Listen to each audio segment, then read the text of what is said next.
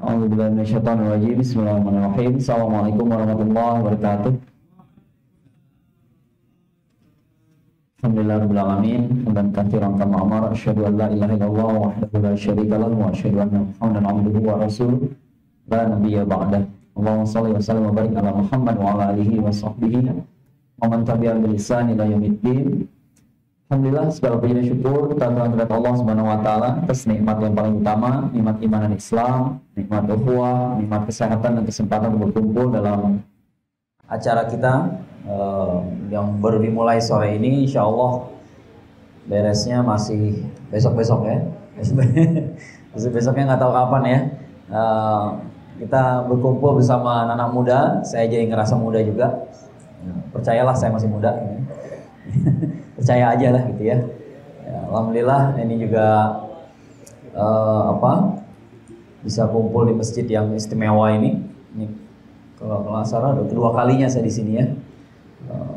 Sama-sama di acaranya Teras Muda tempo hari, sekarang dengan acara berbagai komunitas di sini. Dan saya diminta memberikan sedikit bahasan tentang tentang mindset buat anak muda untuk menghadapi masalah problematika zaman sekarang. Jadi ada dua masalah itu ya. Pertama problematika sekarang sama mindset kita dalam menghadapinya. Ya. Nah Rasulullah SAW itu dulu pernah ditanya sama seorang gitu ya, seorang sahabat gitu ya. Ada nggak sih satu nasihat yang bisa saya pegang gitu istilahnya ya kalau pakai bahasa kita ya, kadang-kadang kalau diterjemahkan persis kata-katanya nggak make sense gitu ya. Ada nggak sih satu nasihat yang bisa saya pegang, yang kalau saya udah pegang nasihat itu nggak perlu lagi yang lain, kurang lebihnya begitu kalau pakai bahasa Indonesianya, ya. Jawaban Rasulullah SAW simpel aja, Qul amantu billah tsumma istaqim. Ya ternyata nasihatnya cuma dua, katakanlah saya beriman pada Allah, kemudian istiqomah. Ya, nah, saya beriman kemudian istiqomah, jadi iman dan istiqomah itu udah selesai, udah cukup, ya nggak butuh yang lain lagi. Ya. Tapi tentu saja sesuatu yang sederhana itu nggak selalu mudah, ya kan sederhana ya, beriman, istiqomah, simple, tapi nggak mudah. Ya. Kata-kata iman itu sendiri nggak mudah untuk kita praktikkan sebenarnya, ya, karena iman itu naik dan turun. Ya, iman itu kadang-kadang lagi bagus-bagusnya, kadang-kadang lagi berat-beratnya. Kadang-kadang kita tilawah satu juz itu cincai gampang, kadang-kadang beratnya minta ampun. Kadang-kadang tahajud itu mudah dan nikmat, kadang-kadang kebangunannya enggak gitu. Kadang-kadang kebangunannya enggak. Kalau itu kebangun tapi tiba-tiba wakernya di snooze aja begitu ya. Gampang aja, ya. Nah, jadi iman itu emang naik turun, itu masalahnya. That's the problem. Ya, sebenarnya kalau teman-teman lihat kosakata tentang manusia, segala hal tentang manusia itu adalah tentang ketidakstabilan. Ya, insan itu artinya pelupa. Manusia itu pelupa, hatinya terbolak-balik, imannya naik turun. Ya, jadi memang masalah hidup kita cuma satu, istiqomah tadi. Ya, istiqomah itu nggak gampang, ya, nggak mudah sama sekali. Ya. Tapi kita bicara soal iman dulu. Ada seorang cendekiawan Muslim dari Malaysia, Prof. Nakib Alatas, beliau peringatkan bahwa kata iman sebenarnya seakar kata dengan amanah. Jadi apa sih amanah itu? Nabi kita dulu sebelum jadi nabi dikasih gelar Al-Amin kan? Al-Amin itu artinya apa? Orang yang paling bisa dipercaya, paling amanah. Ya kan sama tuh ya, paling bisa dipercaya, paling amanah. Bagaimana penjelasannya? Kayak apa sih Rasulullah SAW sampai bisa dipercaya kayak begitu? Kalau di sekolah saya ingat dulu diajarin ya, Nabi itu saking dipercayanya, orang kalau mau keluar kota nitip barang ke Nabi. Akhirnya dapat kesan seolah Nabi itu penitipan barang gitu. Ya kok Nabi kayak penitipan barang gitu ya? Nggak begitu teman-teman. Ya, orang Al-Amin, Rasulullah SAW disebut Al-Amin karena semua masalah dibawa ke Muhammad selesai. Itulah beliau. Ya, kenapa beliau disebut Al-Amin? Karena semua masalah dibawa kepada beliau selesai. Orang merasa aman sama beliau. Masalahnya masalah apa? Semua masalah. Dari masalah rumah tangga sampai masalah finansial. Ya, dari masalah depresi, orang stres gitu ya, sampai orang butuh apa aja datang ke Rasulullah SAW beres. Ini sebelum beliau jadi nabi. Belum jadi nabi. Ya. Kalau kita ingat beliau 3 tahun umur 38, 39, 40, 3 tahun berturut-turut beliau pergi ke Gua Hiro. Ngapain sih di Gua Hiro? Kira-kira ngapain? Nggak selalu beliau ke Gua Hira ya. Ke Gua Hira itu cuma bulan Ramadan di 3 tahun terakhir sebelum jadi nabi. Ya, usia 38, 39, 40. Kenapa 3 tahun itu beliau pergi ke Gua Hira di bulan Ramadan? Untuk merenung. Kenapa merenung? Karena beliau selama ini menyelesaikan masalah-masalah secara mikro, tapi nggak selesai. Memang masalah itu nggak bakal selesai kalau diselesaikan secara mikro. Secara mikro ngerti nggak maksudnya? Artinya setiap orang gua selesai masalahnya, kira-kira bakal berhenti nggak? Nggak bakal berhenti. Orang bakal datang lagi. Ya, ini masalahnya diberesin hari ini nih ya, beres masalah. Besok datang lagi, karena ada masalah lagi. Ya. Maka Rasulullah SAW memikirkan penyelesaian, pemecahan makronya. Ada nggak sih sesuatu yang bisa nyelesain semua masalah? Gitu? Apa sih yang salah dengan umat manusia ini sehingga kok masalah nggak kelar gitu? Lagi nyari penyelesaian makro itu. Maka di tahun ketiga turunlah 5 ayat pertama. Iqra bismi rabbikal ladzi khalaq, khalaqal insana min 'alaq. Kita semua udah tahu ceritanya. Ya. Nah, maka di tahun ketiga itu baru Allah memberikan solusi. Islam itulah penyelesaian makronya. Ya, itulah penyelesaian makro. Kembali ke masalah iman tadi, ya. Iman itu seakar kata dengan amanah. Amanah itu orang yang amanah. Ya, orang yang amanah adalah orang yang membuat orang lain merasa aman. Ya. Jadi Rasulullah SAW bukan hanya penitipan barang. Itu salah satunya. Tapi bukan hanya penitipan barang. Ya, beliau membuat orang merasa aman. Kalau cerita masalahnya, ceritanya nggak bakal pindah ke telinga orang lain. Kalau orang curhat sama beliau, masalahnya diberesin. Ya, seperti saya bilang tadi, dari masalah finansial sampai masalah rumah tangga, semua dibawa kepada beliau dan beres. Ya, beres walaupun jadinya nggak selesai. Ya, jadi nggak selesai. Rasulullah SAW nikah dengan Khadijah. Rasulullah SAW pedagang sukses. Khadijah saudagar kaya. Setelah dua-duanya menikah, tambah kaya nggak? Enggak. That's the problem gitu ya. Enggak. Kenapa coba enggak? Ya karena semua masalah diselesaikan secara mikro. Ya, semua orang yang datang pulang tuh beres masalah. Itulah Nabi kita. Jangan salah paham ya. Rasulullah SAW nggak pernah kaya, dan nggak pernah bertambah kaya. Yang ada Khadijah di akhir hayatnya bertambah miskin. Malah di akhir hayatnya Khadijah kehabisan semua hartanya. Itu setelah pemboikotan.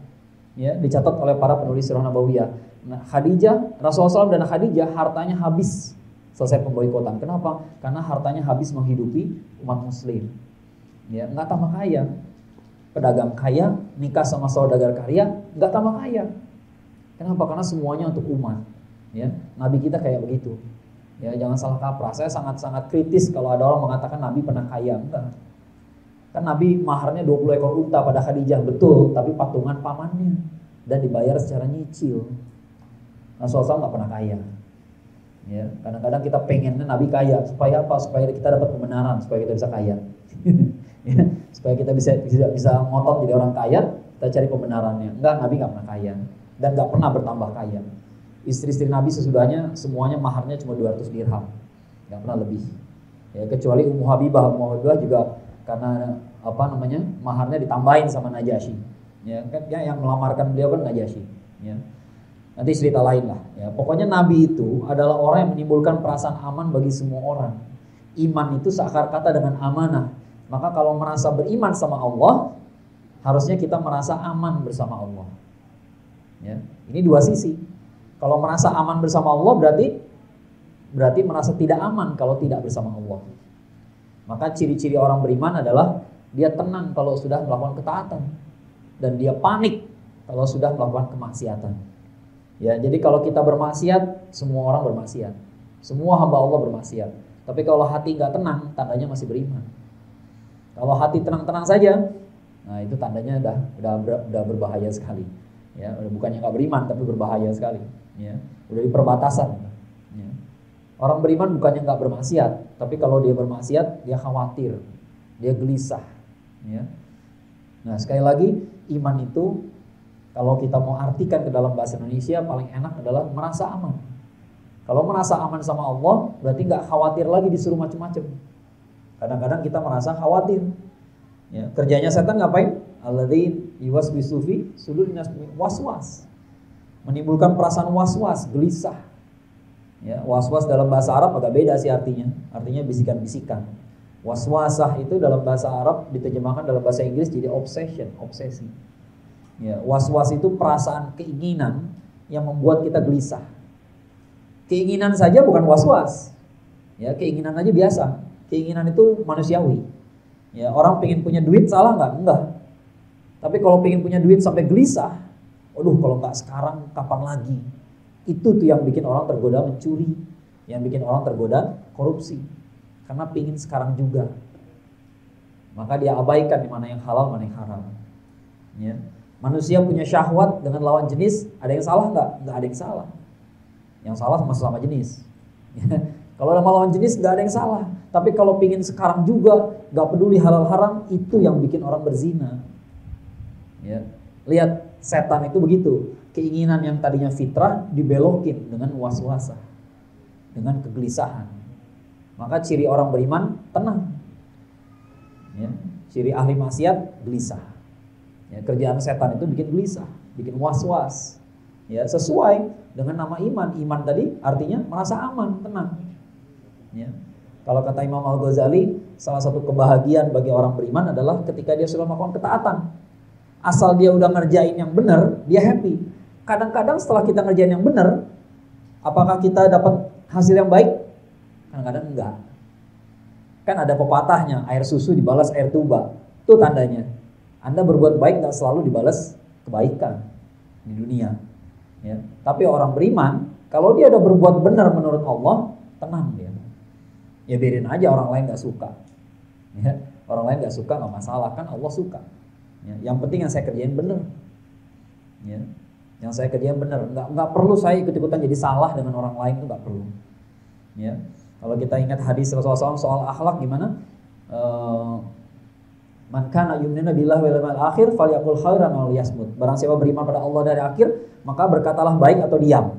Barang siapa beriman pada Allah dari akhir, berkatalah baik atau diam. Ada hubungannya enggak berkata baik diam sama siapa? Enggak relevan. Ya, tapi dia orangnya ngeselin Ustaz, enggak relevan. Enggak relevan. Yang relevan apa? Hanya Allah dari akhir doang yang relevan. Ya. Jadi bagi orang beriman tuh, asal dia udah benar, dia tenang. Ya, dia nggak peduli orang lain nggak suka, orang lain mencibir, karena kita nggak bakal bisa menyenangkan orang lain semuanya, nggak bakal bisa, ya, nggak bakal bisa, nggak akan pernah kita menyenangkan orang lain, nggak bisa. Ya. Kita pakai baju bagus, orang bilang, pamer. Kita pakai baju yang biasa, bilang, sok sederhana, capek, ya, nggak bakal ada ujungnya. Ya kan ceritanya ada bapak anak sama keledai ya, pernah dengar ceritanya ya? Bapak anak sama keledai, yang naik keledai bapaknya, anaknya jalan di bawah. Kata orang, ini bapaknya sadis banget, anaknya nggak diajak naik. Ya udah pindah, anaknya naik, bapaknya turun. Kata orang, ini anak kurang ajar, bapaknya disuruh jalan. Akhirnya dua-duanya turun. Kata mereka apa? Dasar gila punya keledai nggak dipakai. Ya dinaikin dua-duanya. Kata mereka sadis amat keledai dinaikin dua-dua gitu. Ya nggak bakal ada ujungnya omongan orang. Apalagi netizen Indonesia gitu ya, nggak bakal ada selesainya. Netizen paling benar pokoknya. Ya, nggak ada ujungnya lah pokoknya. Ya. Nah makanya yang penting itu adalah kita nih merasa, ya orang beriman sama Allah tandanya dia merasa aman sama Allah, dia nggak gelisah. Saya waktu kuliah S1, kebetulan lagi mau kuliah jam 7 pagi, udah jam 7 pagi, udah sengaja buru-buru datang ke kampus, nggak pakai sarapan lagi gitu kan, tahu-tahu dosennya nggak ada dong. Ya, akhirnya kita nongkrong aja di kantin kan rame-rame kan. Suatu hari saya iseng gitu. Kebetulan lagi ngumpul sama teman-teman teman-teman perempuan yang pada nggak pakai jilbab. Ya, dasar saya nekat, saya nanya aja, tembak aja langsung. Ya. Saya tanya gitu. Sekarang gue tanya deh, saya nanya gitu. Kenapa sih lu pada belum pakai jilbab?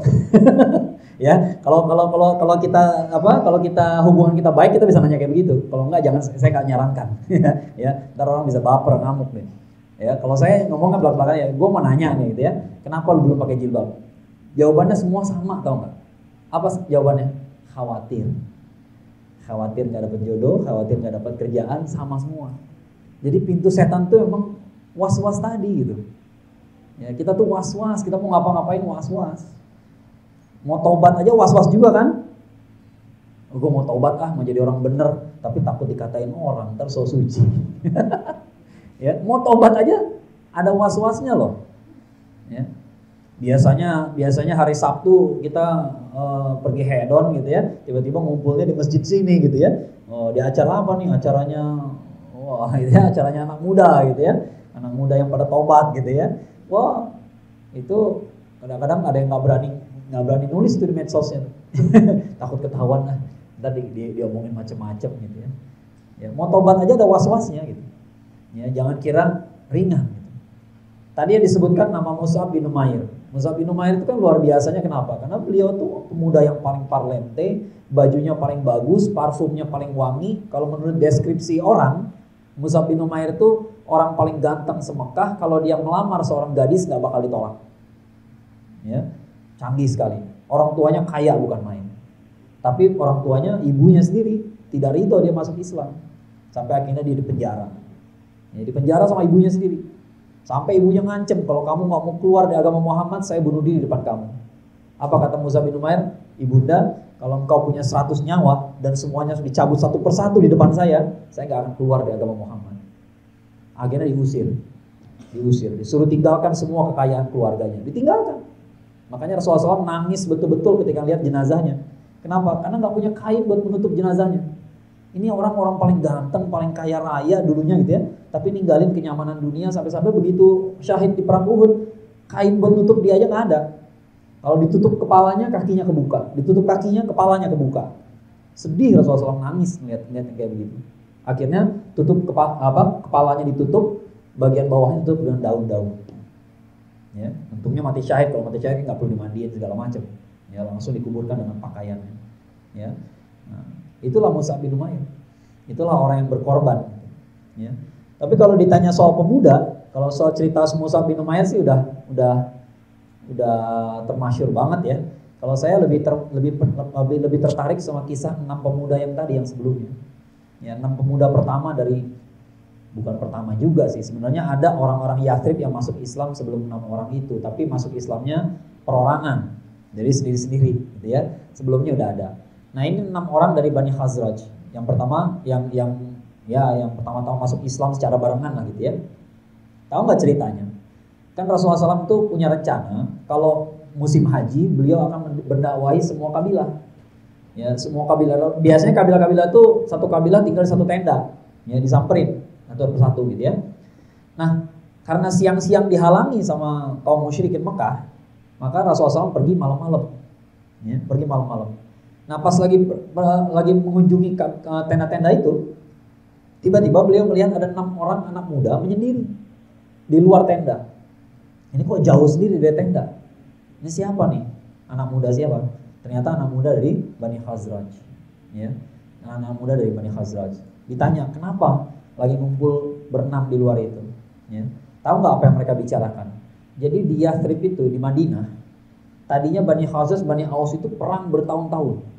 Saking lamanya mereka berperang, anak-anak mudanya lupa kenapa mereka perang. Ya, udah nggak ngerti lagi gitu. Ya, kenapa perang ya? Nggak tahu, kan kakek kita yang mulai. Kakek kita udah pada mati semua. Ya, saking lamanya perang, mereka udah nggak ngerti what's the point. Ya, what's the point sih gitu. Ya, apa sih intinya kita perang ini ngapain sebenarnya? Tahu. Ya, maka ada 6 orang dari Bani Khazraj diskusi. Sebenarnya kita mesti gimana ya? Ini yang mencetuskan perang udah pada meninggal semua. Masa sih kita di negara kita mesti perang, di kota kita mesti perang mulu, nggak capek apa ya? Nggak muak gitu ya? Kan lama-lama bosen juga gitu. Tiap ketemu berantem. Ya. Apa yang mau dikerjain? Itulah 6 orang yang ketemu sama Rasulullah SAW. Makanya setelah mereka masuk Islam, salah satu kalimat mereka adalah mudah-mudahan kepemimpinan kepemimpinan Rasulullah SAW bisa membuat damai kota kami, ya, supaya menghentikan perang di antara kami. Dan terbukti di tahun berikutnya datang 12-13 orang, ya, yang di antaranya adalah ada Bani Ausnya. Bani Aus itu musuhnya Bani Khazraj tadinya. Ya. Ini dua kabilah jadi Ansor nanti belakangan. Ya. Nah, yang saya garis bawahi adalah anak muda yang bisa berpikir di luar, out of the box gitu. Ya. Kalau orang tua itu mereka yang ngikutin tradisi aja, perangnya perang gitu. Ya. Tapi ada anak mudanya yang pada akhirnya berpikir, emang kita harus kayak begini terus ya? Ya. Emang siapa sih yang bilang kita harus perang terus? Ya. Nah, yang kadang-kadang berpikir bandel kayak gitu anak muda. Ya. Nah, kalau kita lihat umat kita sekarang punya masalah gitu ya, yang bisa memecahkan masalah ini memang kemungkinan besar anak muda. Ya. Nyadar nggak di Indonesia ini pengkotak-kotakan itu begitu nyata? Saya tanya ya, jawab dengan jujur ya. Saya tanya nih, ini cerita yang udah sering saya sampaikan. Kalau ada yang udah pernah ikut kajian saya, mungkin pernah dengar. Ya.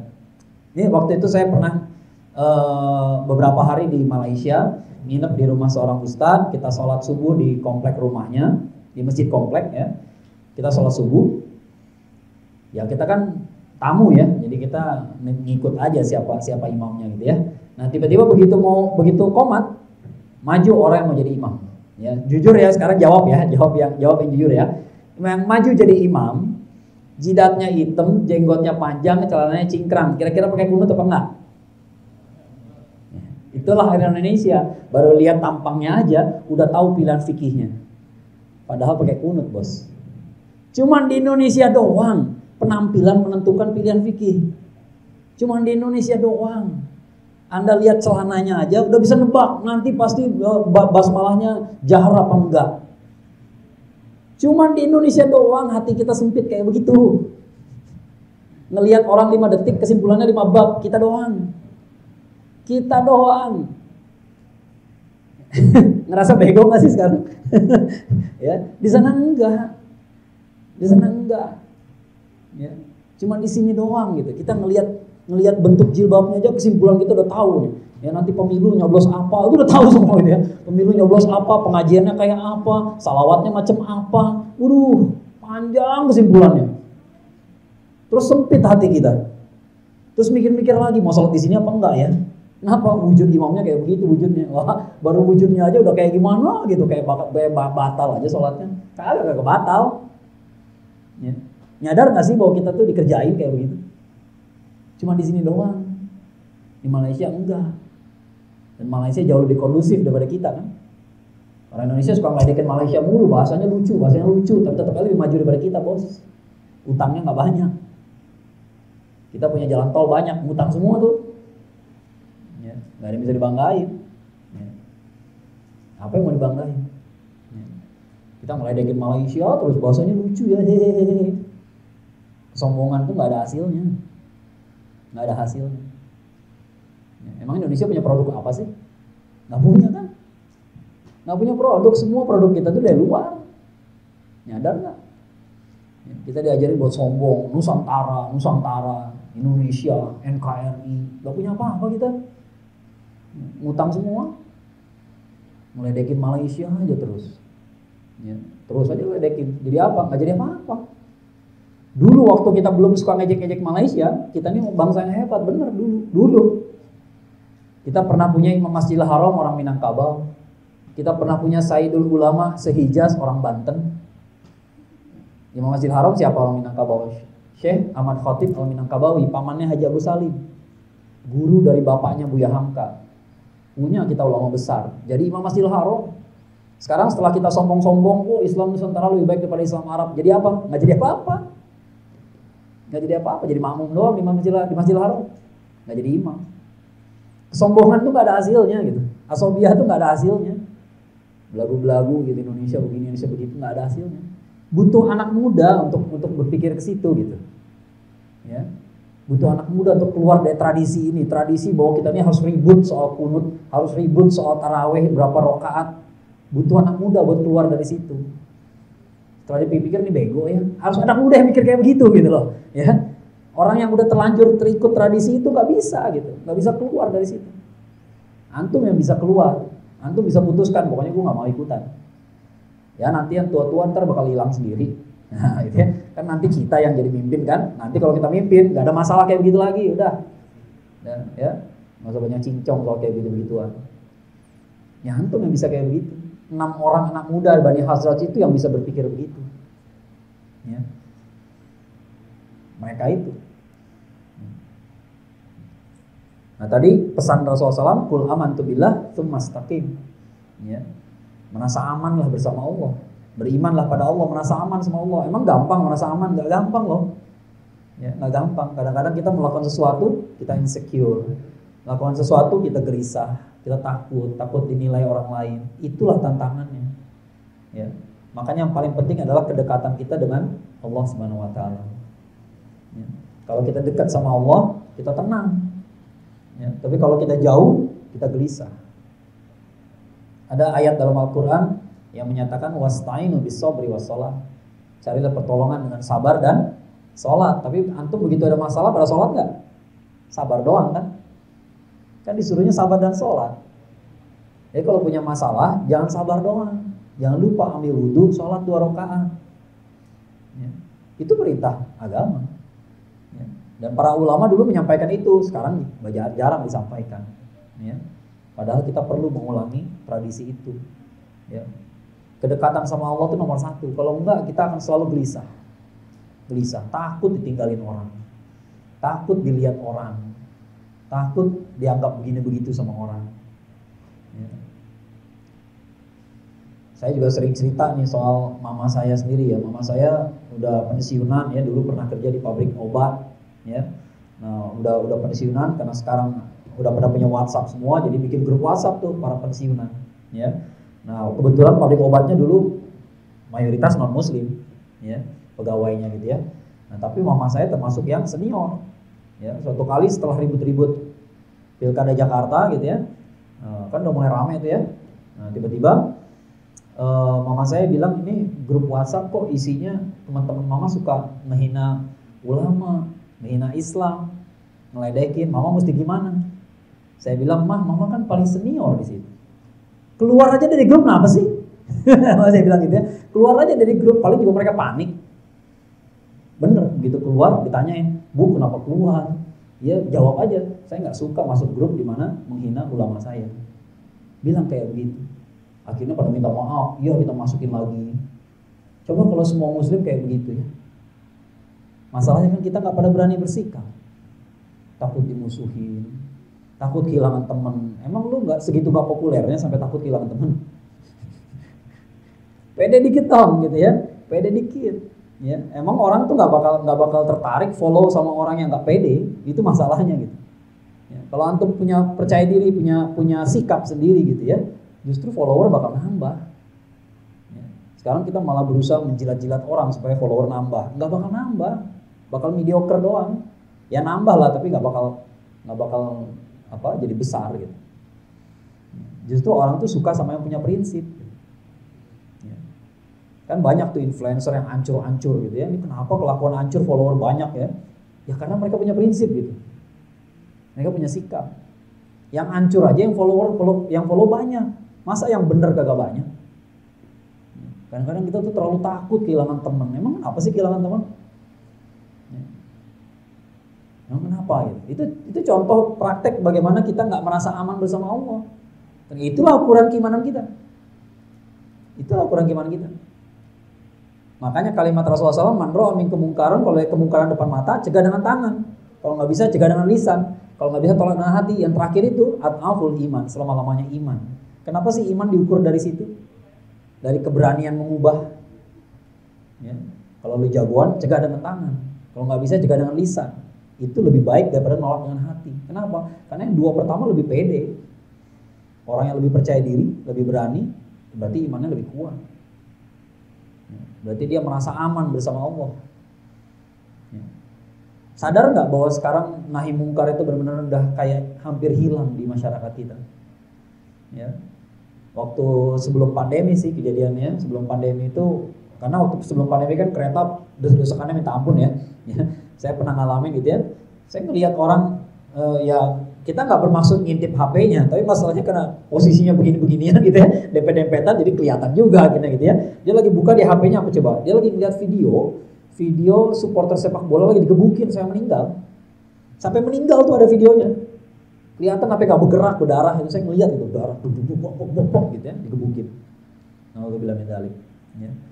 Pertanyaan saya adalah, kok bisa ada di negara yang mayoritas muslim gitu ya, ada orang lagi digebukin bersimbah darah, tiba-tiba refleks kita adalah ngambil HP ya, barangkali ada passwordnya dulu gitu ya, barangkali gitu ya, set pindah dulu ke kamera, nunggu dulu baru kamera, baru video, baru merekam.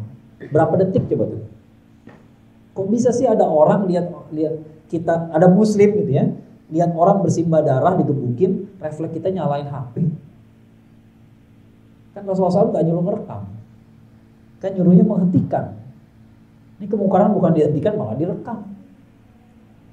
Ya. Nah, ini gara-gara kita nggak mau menghentikan gitu ya, akhirnya makin merajalela. Ya, rusak udah. Ya. Masyarakat rusak nih gara-gara kita. Ya, secara nggak langsung karena kita nggak kurang beriman. Ya. Ya, beriman itu sekali lagi ya, bukan hanya percaya. Beriman itu artinya merasa aman sama Allah. Ya. Maka Anda akan diukur dari keberanian Anda juga. Let's face it, itu kenyataan. Ya, yang makin berani, dia makin beriman. Kenapa? Karena dia berarti merasa aman bersama Allah. Ya, itu kenyataannya. Ya. Siapa yang qul amantu billah tsumma istaqim. Ya, berimanlah pada Allah, kemudian istiqomahlah. Nah, istiqomah itu nggak mudah. Ya, kalau kita artikan istiqomah itu artinya stabil, nggak ada manusia yang stabil. Nggak ada manusia stabil. Seperti saya bilang tadi, kosakata tentang manusia itu semuanya tentang ketidakstabilan. Ya, manusia itu pelupa, hatinya terbolak-balik, imannya naik turun, nggak ada yang stabil. Ya, nggak ada manusia yang stabil. Makanya dalam surat Al-Asr, wal asr itu apa artinya? Demi masa ya, demi waktu ya. Kenapa nggak wal waktu? Kan al waktu juga bahasa Arab ya. Kenapa nggak wal ajal? Ajal juga waktu. Kenapa nggak wasa'ah? Ya. Kata asr itu sama kayak kayak sekarang nih, waktu asar. Waktu asar itu ya. Wal asr, waktu asar. Asar itu artinya apa sih? Ada kata lain yang dari akar kata yang sama, yaitu musirat. Ya, musirat, minal musirati ma sajaja ya, apa? Awan yang mengeluarkan airnya, mengeluarkan isinya. Ya. Al-asr itu adalah waktu ketika apa yang kita kerjakan tuh terlihat hasilnya. Itu waktu asar. Orang kalau kerja seharian, waktu asar ini kelihatan hasil kerjanya. Udah nulis seharian, udah jadi berapa halaman. Nah, ya, nyangkul sawah seharian, lihat kelihatan hasilnya berapa hektar yang udah selesai. Nggak tahu loh ya, kalau dicangkul sendirian nggak bakal 1 hektar kali ya. Ya. Tapi waktu asar itu adalah waktu ketika apa yang kita kerjain kelihatan hasilnya. Itu waktu asar. Wal asr, maka Allah bersumpah demi waktu asar, demi waktu ketika manusia melihat hasil pekerjaannya sendiri. Ya, nanti kalau kita lihat kerjaan kita nih, innal insana lafi khusr, setiap manusia itu dalam kerugian. Fi khusr ya, bukan merugi, tapi di dalam kerugian. Ini manusia, dia terkurung dalam kerugian. Jadi dia mau lari kemana aja dia rugi. Ya, apes dia kemana-mana, rugi bandar. Kecuali illalladzina amanu wa amilus shalihat wa tawassaw bil haqq tawassaw bis sabr. Kenapa harus ada tawassaw bil haqq tawassaw bis sabr? Apa enggak cukup beriman dan beramal soleh? Masalahnya iman manusia naik turun. Maka harus ada saling menasihati. Saling menasihatinya 2 kali. Tawassaw bil haqq dalam kebenaran. Yang kedua, tawassaw bis sabr dalam kesabaran. Kenapa harus 2? Kita harus menasihati dalam kebenaran. Kenapa? Karena kadang-kadang kita lupa mana yang benar. Maka perlu dinasihati. Kalau udah tahu mana yang benar, beres masalah? Enggak juga. Kadang-kadang udah tahu mana yang benar tapi nggak sabar menjalani yang benar. Maka perlu dinasihati dalam kesabaran. Ya. Udah tahu kan mana yang benar, tapi kadang-kadang nggak sabar. Ya. Ada yang belum tahu kalau tahajud itu baik, pasti tahu semua, tapi sabar nggak menjalaninya? Nggak selalu kan? Ya. Ada yang tahu saum Senin Kemis itu baik, ada yang nggak tahu, pasti tahu semua, tapi sabar nggak ngerjain? Nggak selalu. Ya, sabar nggak komitmen. Ya. Ada yang tahu zikir pagi dan sore itu baik, tahu. Ada yang sabar menjalaninya? Nggak selalu. Ya, kadang-kadang kita tahu tapi nggak sabar. Ya. Karena kita ini nggak stabil, makanya istiqomah itu memang misteri. Makanya pesan Rasulullah SAW, qul amantu billah tsumma istaqim, itu sederhana tapi nggak mudah. Sederhana tapi sama sekali nggak mudah. Ya. Kalau saya tadi udah ceritain, saya banyak bergelut dalam masalah Ghazul Fikri. Kita sering berdebat sama orang-orang Islam liberal. Ada yang nggak tahu nggak kalau Islam liberal itu salah? Banyak yang tahu. Tapi berapa yang sabar menjalani hidup melawan mereka gitu? Berapa yang sabar gitu? Kadang-kadang baca tulisan aja nggak kuat. Udah nggak kuat Ustaz, pengen emosi gitu ya. Ya emang nggak semua kuat. Ya. Makanya setelah beriman, istiqomah, udah cukup, nggak ada yang lain. Oh berarti nggak perlu sholat? Enggak ya. Kalau kan tadi saya bilang kalau beriman sama Allah berarti merasa aman bersama Allah, berarti merasa tidak aman kalau bermaksiat sama Allah. Sekarang Allah bilang suruh sholat, ya pasti kita sholat lah. Ya. Jadi kalau udah dibilang kul amantu billah, tandanya kita taat sama semua perintahnya. Ya. Tapi yang lebih dahulu daripada semua perintah itu, gitu ya, adalah perasaan amannya dulu. Kadang-kadang kita nggak merasa aman. Ya. Kadang-kadang kita nggak merasa aman. Banyak hal sederhana aja kok. Ya, hal sederhana. Ya. Kita mau datang ke sini, sementara teman kita ngajak ke acara yang lain. Kalau nggak ikut yang itu nanti nggak keren. Kalau nggak ikut yang itu nanti kurang pergaulan. Ya. Coba saya tanya, ada nggak yang punya niat mulia dari ngerokok? Nggak ada. Ngerokok tuh cuma satu niatnya, supaya punya banyak teman. Itu doang kan? Nggak ada yang punya niat mulia dari ngerokok tuh, nggak ada. Jangan bohong deh, nggak ada. Saya ngerokok demi kesehatan, nggak ada. Ya, saya ngerokok demi apa gitu, nggak ada. Cuma ingin bergaul doang kan, ingin dapat teman doang. Pertanyaannya, yang nggak ngerokok emang nggak pada punya teman? Punya aja kan? Jadi apa yang Anda khawatirkan sebenarnya? Itulah hidup kita tuh penuh kekhawatiran. Hidup kita tuh punya kekhawatiran yang macam-macam gitu. Ya, takut nggak populer, takut ditinggal orang, takut bla bla bla gitu ya. Padahal kalau kita hilangkan ketakutan itu, malah kita jadi populer. Kenapa? Nih orang kok berani amat, nih orang kok pede banget jadi orang, nih orang kok wah gitu ya, nih orang punya sikap. Ya. Punya sikap bukan berarti nggak pernah salah. Ya, sering juga salah, tapi pede aja. Ya. Nyadar nggak bahwa kita hidup sering disetir sama ketakutan? Ya. Di Indonesia, kalau orang baru disuruh jadi MC, kalau yang tadi dua mah udah veteran semua kayaknya tuh ya. Ya disuruh ngasih tausiah nggak mau aja mereka. Padahal udah veteran gitu ya. Kalau yang tadi dua mah udah veteran. Kalau yang belum nih, orang Indonesia kalau disuruh jadi MC tiba-tiba nih, pasti ngomongnya gini nih. Ya, mohon maaf ini pertama kalinya saya jadi MC, jadi kalau ada salah-salah kata mohon maaf ya. Salah aja belum udah minta maaf. Itu orang Indonesia tuh. Beda banget sama orang Amerika. Orang Amerika tuh pedenya nggak ketulungan. Ya, orang Amerika tuh bilangnya apa? This is my first time doing this and I'm very excited. Bener kan? Biasanya begitu mereka ngomong. This is my very first time, I'm very excited. Ya, gile pede banget ya. Ya kan setelah kita bilang ini pertama kalinya saya jadi MC, orang bakal memaklumi kalau jadi ada yang salah-salah gitu. Ya, ini kita malah ketakutan dong, maaf ya kalau ada yang salah, hehehe. Maaf sih. Biasa aja. Ya, yang udah veteran kayak Raffi Ahmad juga salah ngomong, dia malah ketawa, malah dia ketawain. Akhirnya orang ikutin ketawa kan. Padahal beneran salah ngomong. Ya, beneran salah ngomong, tapi orang jadi memaklumi aja. Ya orang biasa gitu. Ya, kita tuh penuh dengan ketakutan hidup kita. Takut ini, takut itu, nggak pede ini, nggak pede itu. Ya, itu yang harus dilawan. Tapi dilawannya pakai apa? Kalau orang Islam bukan dilawan dengan percaya diri yang palsu. Kadang-kadang dengan percaya diri palsu, lihat ke cermin. Ya, kamu berani, kamu hebat, kamu mahal, itu menipu diri sendiri. Ya, menipu diri sendiri bukan begitu. Caranya dengan apa? Dengan ingat sama Allah. Ya, merasa aman bersama Allah. Ya, tenang-tenang aja, jangan panik. Kita udah umur berapa? Udah berapa lama kita hidup? 20-an tahun. Ya, saya juga 20-an tahun. Putaran kedua. Lap kedua gitu ya. Karena udah umur 41 ya. Ya, tapi rasanya baru 20 tahun ya. 20 tahun putaran kedua gitu ya. Nah, udah berapa lama kita hidup? Kadang-kadang kita ingat apanya? Kita ingat masalahnya. Oh, pernah mengalami begini, pernah punya masalah begitu, pernah mengalami ya banyak trauma, banyak frustasi. Tapi kita lupa bahwa sebenarnya dari semua masalah itu ternyata pada akhirnya Allah beresin juga kan. Kadang-kadang kita lupa bahwa masalah itu Allah beresin. Ya. Bahkan kalaupun gak ada solusinya, pada akhirnya masalah itu beres juga kok. Selesai gitu maksudnya, bukan beres ya, selesai. Gak akan ke bawah terus. Wah saya pernah kuliah sama dosen killer banget, tapi akhirnya selesai kan kuliah. Jangan ingat killernya, ingat bahwa selesai. Ya, in the end selesai juga.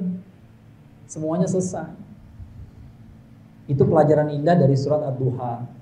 Saya sering ingatkan kalau Nabi itu dulu pernah dalam keadaan sangat sedih, maka diobati dengan turunnya surat Ad-Duha. Maka saya pun kalau lagi sedih, pasti sholat saya bacaannya surat Ad-Duha. Ya. Apa sih isinya surat Ad-Duha? Wadduha wal-laili idza saja. Waktu demi waktu duha dan demi malam yang gelap gulita. Duha itu lagi terang benderang, malam itu gelap gulita. Itulah hidup. Kadang-kadang terang benderang, kadang-kadang gelap gulita. Kadang-kadang kita tahu mau ngapain, kadang-kadang nggak tahu sama sekali mesti ngapain. Itulah hidup. Ya. Tapi either way, lu lagi di waktu duha atau di waktu lail, ya, di waktu duha atau waktu malam, hukumnya sama. Ma wadda'aka rabbuka wa ma qala. Ya, Allah nggak benci kamu dan nggak meninggalkan kamu. Itulah obat hatinya. Ya. Itu obat hatinya. Kita kadang-kadang nggak tahu mau kemana, tapi pokoknya ada Allah. Ya. Dan Allah nggak kemana-mana. Ya. Saya sering mengingatkan pada kosakata taubat. Taubat itu artinya apa? Apa artinya taubat? Taubat artinya kembali. Kenapa kita harus kembali sama Allah? Karena kita yang layak pergi. Pernah dengar nggak hadisnya kalau kita mendatangi Allah dengan berjalan, Allah mendatangi dengan berlari? Ada nggak yang sebaliknya? Kalau kita tinggalkan Allah dengan berjalan, Allah ninggalin kita dengan berlari? Nggak ada loh. Nggak ada kosakata Allah meninggalkan kita tuh nggak ada loh. Tapi adanya kita ninggalin Allah. Maka kita yang harus pulang. Dan kita cuma harus pulang doang. Ada nggak Allah bilang nanti kalau lu pulang, gua persulit? Nggak bakal dipersulit. Jalannya itu aja gitu. Itu aja. Ya. Di ayat tentang Ramadan tiba-tiba nyelip satu kan, wa idza sa'alaka ibadi anni fa inni qarib. Kalau ada hambaku bertanya tentang aku, maka aku dekat. Dekat enggak jauh-jauh. Dekat-dekat aja. Kalau mau pulang, kapan bisanya pulang? Ya kapan aja. Kapan aja mau pulang, kapan aja mau tobat, kapan aja bisa. Yang bikin enggak bisa tobat siapa? Ya kita sendiri. Ya, Allah enggak mempersulit tobat kita. Allah nggak mempersulit. Oh karena saya banyak dosanya jadi susah tobat. Enggak. Karena saya banyak dosanya jadi kayaknya nggak bakal diampunin deh. Enggak. Bisa-bisa aja. Bisa-bisa. Para sahabat juga dulu para pendosa semua. Banyak yang bermaksiat, banyak yang dulu suka mabok, banyak yang dulu suka berzina.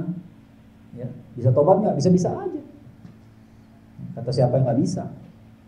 Yang bilang nggak bisa karena hati kita sendiri. Kadang-kadang kita yang mempersulit. Ya. Ma wadda'aka rabbuka wa ma qala walal akhiratu khairul laka minal ula. Nanti akhirnya lebih baik daripada awalnya. Ya. Nanti kalau sampai ke ujung jalan nih, akan kelihatan sendiri bagusnya di mana. Ya. Pokoknya bagus, ujungnya lebih bagus. Bahkan dikunci lagi dengan kalimat yang paling indah, wala saufa yu'tika rabbuka fatardo. Nanti kalau Allah lepaskan beban ini, beban yang kamu lagi pikul sekarang, kamu akan ridho. Itu kalimatnya dahsyat sekali. Ya. Jadi sekarang kita lagi menderita nih, ya. Nanti bukan hanya kita tahu hikmahnya, kita akan ridho. Dahsyat nggak sih kalimat Allah? Nanti lo akan bersyukur, lo akan ridho kemarin diuji kayak begitu. Tajam banget tuh kalimat, tajam banget. Ya dahsyat. Allah nggak bilang kamu nanti akan ngerti hikmahnya, nggak gitu. Ya itu biasa, itu kalimat orang lain bisa. Nanti kita akan lihat hikmahnya sendiri, wah itu gampang lah. Tapi kalimat Allah nggak begitu. Nanti kamu akan ridho. Kamu akan ridho. Wala sawfa yu'tika rabbuka fatardo. Kemudian 3 ayat berikutnya, alam yajidka yatiman fa'awa, bukankah Allah menemukan kamu dalam keadaan yatim? Rasulullah SAW itu yatim. Rasulullah SAW itu yatim, enggak punya siapa-siapa. Ya, yatim itu enggak mudah. Ya, lahir udah enggak ada bapaknya. Ya, umur 6 tahun ibunya wafat, umur 8 tahun kakeknya wafat.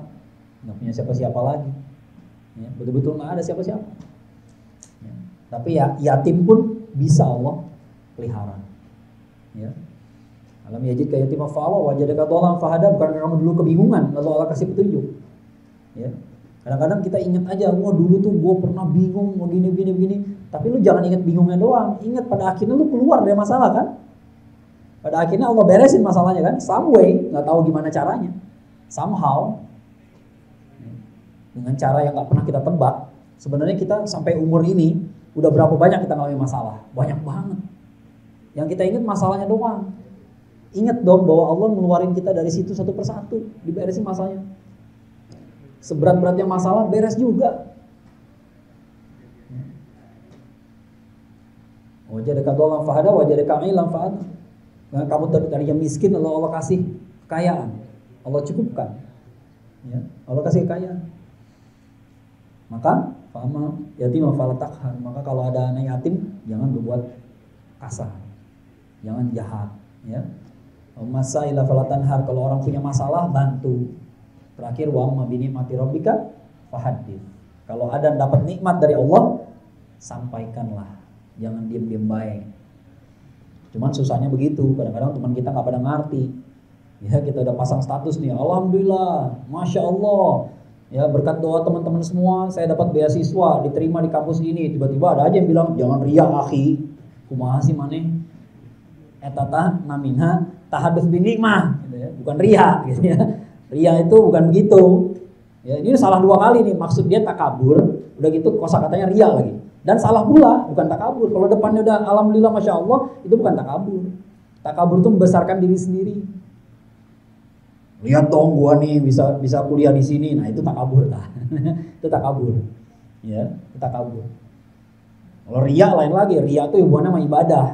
Kalau dilihat orang sholatnya pelan, begitu enggak dilihat orang cut. Ya. Begitu jadi imam aja anaba. Gitu ya. Giliran sholat sendirian kul-kulan lagi. Kul-kulan lagi, wahad lagi. Ya, itu namanya riya tuh kayak begitu. Ya, riya itu baru terbukti kalau nggak ada yang lihat. Ya, begitu nggak ada yang lihat, baru kita lihat aslinya dia seperti apa. Ya. Jadi bukan begitu ya. Jadi kalau kita udah mengatakan alhamdulillah, masya Allah, ya baru kita cerita dapat nikmat kayak begini dari Allah, itu tandanya tahadus bin nikmah, justru itu disuruh. Nah sekarang pertanyaannya di medsos kita berapa kali kita nulis kayak begitu? Ya. Jangan-jangan Allah nggak ridho sama medsos kita gara-gara itu. Jarang banget bersyukurnya. Ya, dikasih yang enak-enak, diam-diam baik, nggak ada cerita-ceritanya ke orang lain, kasih harapan kayak ke orang lain. Ya, kan orang baca berita kayak gitu tuh terinspirasi, tahu nggak sih? Orang baca berita kayak gitu, wah, saya tadinya nggak punya apa-apa, tapi Allah kasih jalan, bla bla bla. Wah, tunggu aja pasti ada yang curhat. Wah, masya Allah ceritanya ya. Mudah-mudahan saya juga bisa kayak begitu. Banyak orang terobati hatinya loh. Masalahnya kita nggak cerita. Ya. Kemarin saya kritisi itu. Ada isu bentar lagi mau resesi. Tiba-tiba ada yang bikin grafis. Ya, ingat akhi, gitu ya. Kita nggak boleh khawatir. Kalau Anda khawatir sama resesi, berarti Anda kurang iman. Anda kurang tawakal. Iman itu berproses. Tawakal itu berproses. Sekarang saya tanya, kalau Anda nggak khawatir sama resesi, berarti iman Anda kuat kan? Tapi kenapa iman jadi kuat? Apakah dalam semalam tiba-tiba jadi kuat? Enggak. Iman jadi kuat itu ada prosesnya. Kenapa? Karena dulu ketika ada masalah dibantu sama teman kita, dibantu sama orang lain, dibantu, baru iman kita jadi kuat. Sekarang begitu ada orang lain punya masalah, langsung kita bilang iman lo kurang kuat sih. Bukannya dibantuin biar imannya selamat, malah dijatuhin. Kan lu juga dulu imannya jadi kuat karena dibantu. Emang ada yang imannya jadi kuat sendirian? Coba ngacung, ada yang berani gak bilang saya imannya kuat karena berlatih sendiri Ustaz? Sotoy banget. Iya, kan saya imannya jadi kuat karena datang kajian. Lah kajian itu kan dibantu orang lain berarti. Ya, berarti kan ada yang ngisi tausiahnya, ada yang ngajak, ada panitianya. Gak ada ceritanya orang imannya jadi kuat sendirian tuh gak ada. Jadi kalau ada orang khawatir sama resesi, dibantu jiwanya, imannya biar jangan jatuh. Jangan malah dikatain, iman lu berarti rendah. Ya. Saya dong imannya kuat. Ente yang imannya kuat, itu juga karena dibantu sama orang lain. Karena sering dibantu. Nggak ada orang beriman kuat itu sendirian, nggak ada. Nggak ada tiba-tiba jadi hebat gitu ya. Memang para sahabat kayak gitu. Langsung gitu beriman, imannya langsung kuat begitu baca syahadat langsung hebat gitu. Nggak selalu begitu. Ada yang karakternya kuat kayak begitu, ada. Umar bin Khattab masuk Islam tawuran. Abu Dzar Al-Ghifari masuk Islam tawuran juga. Ibnu Mas'ud juga pernah kayak begitu, bukan tawuran tapi ya, digebukin aja. Karena Ibnu Mas'ud gak jago berantem. Ya, cuma dia nekat ya, maju ke Ka'bah, baca Quran, digebukin orang. Ibnu Mas'ud kan nggak gagah perkasa kan badannya. Kalau Abu Dzar Al-Ghifari dia mempreman. Abu Dzar Al-Ghifari itu Bani Ghifar itu kabilah preman yang tinggal di sekitar Madinah. Ya, makanya ekspresi dia setelah masuk Islam ya dia langsung ke depan Ka'bah langsung pengumuman. Ya, saya udah masuk agama Muhammad, ya digebukin lah. Ya, digebukin. Tapi akhirnya orang berhenti gebukin karena khawatir, ternyata dia anak Bani Ghifar. Ya, kalau kita gebukin kita nggak bisa masuk Madinah lagi. Nah gitu ya, itu masalahnya. Ya. Tapi nggak semua sahabat kayak begitu kan? Ya, ada nggak sahabat yang ketakutan? Ada. Ada siapa sahabat nggak ketakutan? Ammar bin Yasir itu kan datang pada Rasulullah SAW menangis-nangis. Ya Rasulullah, kemarin saya disiksa, disuruh melaknat Allah dan Rasulnya.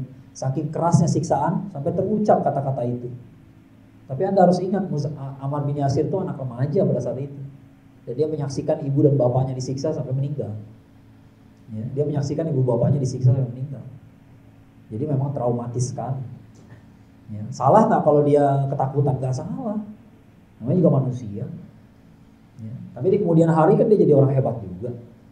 Ya, nggak ada orang tuh beriman langsung jadi hebat gitu. Hijrah sekarang, besok jadi jagoan. Nggak ada. Ya ada 1-2 tapi nggak semua bakal kayak begitu. Ya. Iman itu berproses. Ya. Merasa aman bersama Allah itu juga berproses. Makanya pengalaman hidup harus dipikirkan. Karena punya masalah, begitu masalahnya beres, jangan lupa bersyukur, jangan lupa direnungkan. Diingat-ingat, simpen dalam memori. Kenapa? Karena kita harus ingat bahwa selama ini kita ditolong terus. Kadang-kadang orang mau masalahnya selesai, udah selesai. Ya, nggak diingat-ingat lagi, nggak direnungkan. Akhirnya begitu ada masalah baru lagi, panik lagi dia, aduh nggak bakal selesai nih masalah gitu ya. Lah kemarin-kemarin juga masalah selesai semua. Pada akhirnya selesai kok. Jadi Fatulillah kalau ditanya bagaimana mindset yang tepat buat anak-anak muda, menurut saya nasihat Rasulullah SAW sudah cukup. Qul amantu billah tsumma istaqim. Ya, bangunlah kedekatan sama Allah supaya kita merasa aman sama Allah. Kalau kita udah merasa aman sama Allah, kita ini percaya diri dalam bertindak. Percaya diri bukan berarti gak bakal salah. Salah ya salah aja, tapi percaya diri gitu. Ya kayak MC tadi gitu. Kayak Raffi Ahmad kalau jadi MC, salah ngomong, ketawa juga dia. Akhirnya semua ikutan ketawa. Ya. Sementara MC yang amatiran, begitu salah panik dia. Gitu. Mau gimana yang mati deh gua? Nggak mati, biasa-biasa aja padahal. Ya. Orang kalau merasa aman sama Allah tuh, ya masalah bukan nggak ada. Ya, tapi dia sadar masalah itu pasti selesai juga kok. Kan selama ini ditolong juga. Ya, itu strukturnya sholat ad-duha tuh kayak begitu. Ya. Ada waktu terang, ada waktu gelap. Tapi Allah nggak ninggalin kamu. Pokoknya akhirnya lebih baik daripada awalnya. Dan nanti kamu akan ridho. Bukankah kamu dulu begini-begini? Bukankah kamu dulu begini-begini terus ditolong sama Allah? Nah ya, kadang-kadang kita lupa yang kayak begitu. Kita lupa berapa kali kita ditolong sama Allah. Ya. Nggak ada orang bisa tobat sendirian, nggak ada. Nggak ada orang tobat tanpa ditolong sama Allah, nggak. Ya. Nggak ada tobat nggak ditolong sama Allah. Kita tuh tobat pun dipanggil sama Allah. Ya. Dulu kalau saya ingat waktu ada kajiannya Ustaz Hidayat ya, menarik ya. Ada orang nanya, ada nggak sih orang yang nggak dapat hidayah? Kata Ustaz Hidayat, emang nggak ada orang nggak dapat hidayah. Semuanya dapat hidayah. Apalagi kita di Indonesia nggak bisa bilang nggak dapat hidayah. Ya. Anda jalan sedikit aja ada masjid. Masjid keluar azan itu hidayah, itu panggilan. Ya. Kita mau bermaksiat tiba-tiba dengar azan, gelisah kan? Waduh, nama Allah disebut nih, nggak enak nggak enak. Nah, orang kadang-kadang lagi lomba, lagi tanding sepak bola pun begitu kedengaran azan berhenti dulu, nggak enak gitu. Ya, itu hidayah. Dengan azan itu hidayah. Ketemu orang soleh hidayah. Ya, ketemu orang soleh itu kadang-kadang lihat mukanya aja kita udah terobati hati kita. Ya. Dengar orang bersin aja, seorang muslim bersin aja jadi hidayah juga. Kenapa? Begitu dia bersin, alhamdulillah. Kesebut juga alhamdulillah. Hidayah juga. Ya. Kalau teman-teman baca cerita-cerita orang jadi mualaf, berapa sih orang jadi mualaf gara-gara dengar kajian? Hampir nggak ada loh. Berapa sih jadi mualaf gara-gara baca Quran? Sedikit banget. Ada tapi sedikit. Para peneliti doang yang kayak begitu. Tapi orang awam nggak kayak gitu masuk Islam. Tahu nggak rata-rata masuk Islam karena apa? Karena lihat temennya. Lihat teman yang muslim. Ya. Udah teman saya muslim, orangnya bersih banget, rapi banget. Wah teman saya muslim, akhlaknya baik. Tapi yang paling utama apa coba? Yang kalau saya baca cerita-cerita para mualaf, mereka tuh kagum sama orang Islam karena komitmennya pada agama. Ya. Di negara-negara Barat, ya kalau di Indonesia sih kita nggak ngerasain itu ya. Kalau di negara Barat itu kan mereka nggak peduli jam sholat jam berapa, kuliah ya kuliah aja. Ya, maka Muslim di sana diuji. Ya, ada orang-orang yang minta izin ke dosennya, Pak, saya boleh keluar nggak 10 menit, saya mau sholat. Kadang-kadang sholatnya tuh di mana? Di tangga darurat. Kadang-kadang sholatnya di mana? Di taman kampus. Diliatin orang, difoto-foto, dikira orang gila, diketawain. Besoknya sholat lagi. Nah itu justru yang bikin orang kagum sama Islam. Jadi kalau kita menghilangkan komitmen kita malah nggak kelihatan mempesona lagi sebagai Muslim. Apa hebatnya tuh orang? Nggak tahu, sama aja sama gue. Sama aja sama mereka. Orang Barat itu kan beragama tapi nggak jelas ya. Ya beragama tapi sekuler semua. Ya, ditanya agama lu apa? Kristen. Ke gereja kapan terakhir? 5 tahun yang lalu. Ya. Ada yang jawab baru minggu lalu. Ngapain minggu lalu? Oh ada teman kawinan, gitu aja. Ya, kalau nggak ada kawinan, nggak ada yang meninggal, nggak ke gereja mereka. Ya, malah orang Barat sekarang banyak yang tersinggung kalau ditanya agamanya apa. Ya itu masalah privat. Privat. Makanya gue nggak percaya begitu aja anak-anak kecil di Indonesia jawab kayak begitu. Alah itu pasti scripted. Itu pasti diajarin di belakang, ya, pasti dikasih tahu lu nanti kalau ditanya jawabnya begini ya. Mana ada anak SD ditanya agamanya apa jawabnya itu privasi. Kata privasi aja nggak ada di kamus anak SD. Kata privasinya nggak ketemu, itu udah pasti scripted, itu udah pasti skenario, udah pasti di briefing duluan. Ya, nggak ada kayak begitu. Ya. Nah orang tuh justru terpesona sama Islam karena komitmen kita. Ya. Jadi kalau kita kehilangan itu, kita tuh nggak ada bedanya sama orang lain jadinya. Ya. Karena saya pernah melihat ada orang kayak begitu. Ya, saya udah 2 kali bawa jemaah ke Maroko, Spanyol, Portugal, gitu ya. Ada beberapa orang yang begitu keluar negeri, inferiornya muncul sebagai Muslim. Ya. Tiba-tiba begitu keluar negeri jilbabnya berubah. Ya. Ya, kenapa? Gak mau kelihatan kayak. Ya dia takut sama bayangan orang soal Islam. Ya. Padahal orang tuh terpesona sama Islam karena komitmennya. Ya. Dan dengan kehilangan komitmennya kita jadi nggak kelihatan kayak bukan siapa-siapa jadinya. Ya. Islamnya nggak kelihatan, kitanya juga nggak kelihatan. Siapa dia nggak tahu siapa. Just another guy. Ya cuman seseorang yang lain yang nggak tahu siapa. Nah, ikhwati fillah, seperti saya bilang tadi, perlu anak muda untuk melakukan perubahan. Perlu anak muda untuk mengeluarkan gagasan-gagasan nakal. Nakalnya bukan asal nakal saja gitu ya, bukan asal beda gitu ya, tapi kritis yang beneran. Kayak 6 orang pemuda Bani Khazraj tadi gitu loh. Ya, perlu ada orang yang berpikir emang kita harus kayak begini ya. Emang kita harus kayak begitu terus ya. Kalau orang Bani Khazraj dulu berpikir emang kita harus perang terus ya. Mungkin kalau di Indonesia kita nggak usah mikir kayak begitu. Kita mikirnya apa? Emang kita perlu berantem terus ya, cuma gara-gara masalah ini masalah itu. Nggak bisa, nggak ada pilihan lain ya. Masa sih nggak ada? Masa sih umat Islam harus ribut masalah begini-begini doang? Ya, mau ngadain hijrah fest ada yang baper, mau ngadain itu ada yang baper. Ya, kita harus kayak begini gitu. Ya. Nggak ada jalan lain. Masa sih nggak ada? Gitu. Ya, perlu anak-anak muda yang nakal berpikir kayak begitu. Ya. Masa sih kita masih ngeributin masalah begini-begini aja. Setelah kita selidiki ternyata khilafiyahnya dari dulu udah kayak begitu. Ya, kalau udah dari dulu ngapain diributin lagi? Ya. Udah dari dulu begitu. Para sahabat aja beda pendapat juga. Para sahabat yang hidup bersama Rasulullah SAW aja beda pendapat. Tiba-tiba kita sekarang pingin selalu sependapat, kan nggak realistis. Ya. Kita pengen semuanya pendapatnya sama, gitu. Itu nggak realistis sama sekali. Ya. Hasilnya apa sih dengan kita menyombongkan diri sebagai orang Indonesia, sebagai orang Nusantara, gitu? Apa sih hasilnya? Nggak ada hasilnya. Ya. Kesombongan itu nggak bikin apa-apa, gitu. Ya. Ya. Teman-teman perlu, betul kata Ustadz kita tadi, gitu ya. Perlu kita nih menghitung-hitung betul, gitu ya. Saya berharap yang hadir di sini tuh pulang dari sini efeknya bukan kepada teman-teman doang tapi kepada yang lain. Ya, teman-teman harus memberikan efek, memberikan dampak bagi orang lain. Ya. Dan bagaimana kita bisa mempengaruhi orang lain kalau kita nggak punya kepercayaan diri. Kalau kita nggak pede, kalau dagu kita nggak terangkat di depan orang, ya. Kadang-kadang kita bilang kita mau ngelawan Amerika, kita mau ngalahin Israel, gitu diajak ngomong orang bule, yes no, ya. Begini lagi badannya, apa yang begini badan, begini dong, ya. Tegak dong kepala kita. Ya.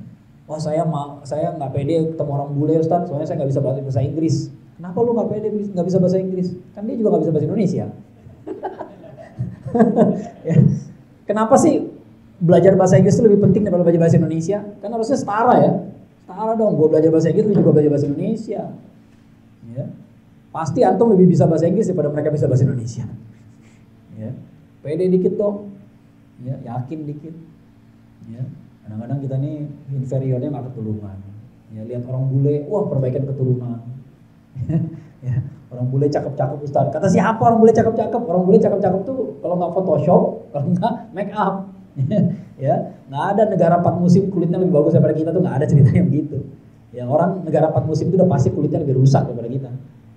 Kita negara orang tropis tuh paling bagus, nggak ada apa-apain juga bagus. Ya.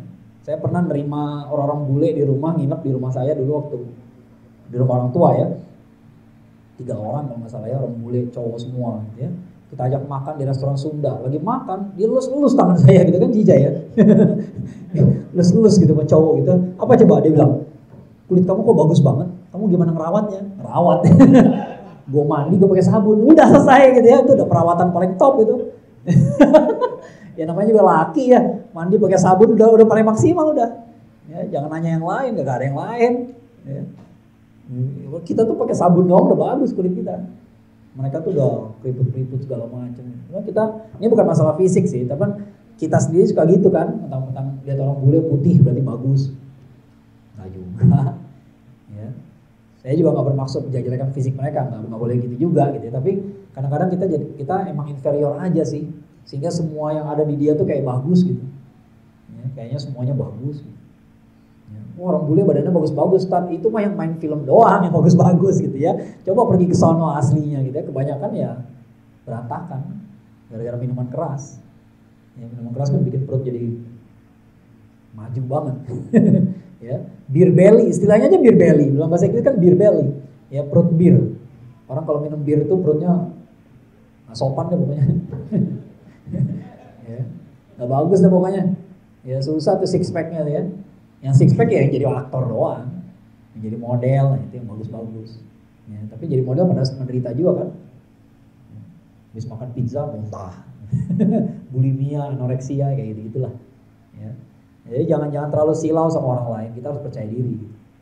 Ya, dan kepercayaan diri orang Islam itu sumbernya bukan dari menipu diri, bukan dari self love yang diajarin sama orang Barat sekarang. Self love itu pokoknya kita benar, yang lain nggak peduli. Pokoknya kita bagus, yang lain nggak usah dipikirin. Bukan begitu self love kita. Ya, kita belajar dari kita bersumber kepercayaan diri kita dari mana? Dari beriman kepada Allah. Ya, kalau udah beriman sama Allah, merasa tenang sama Allah, nggak usah khawatir. Ya, masalah diberes dan nanti bakal beres juga kok. Bukan berarti kita berdiam diri ya, tapi masalah itu akan beres insya Allah. Ya, udah sering diberesin sama Allah kok. Ya, cuma kita kadang-kadang suka lupa menghitung itu aja. Oke, saya cukupkan sampai sini dulu. Saya kembalikan pada pemberi tausiah kita yang utama tadi, yang 2 tadi mana? Ini ya. Silakan, Ustaz Randy Iqbal.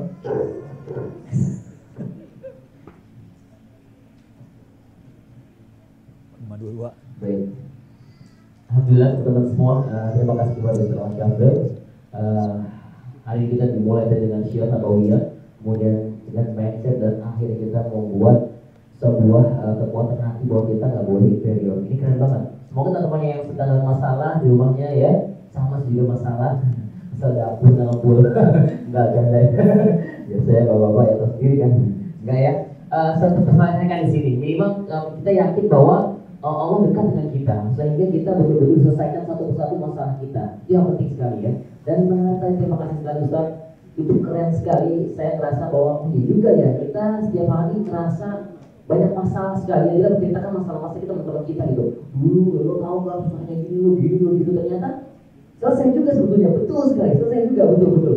Dan gak langsung mati atau apa kalau masalah itu luar biasa. Saya baru nyadar ya, terima kasih ya. Mungkin teman-teman juga gitu ya. Nah, sekarang saya akan buka pertanyaan, penasaran dong.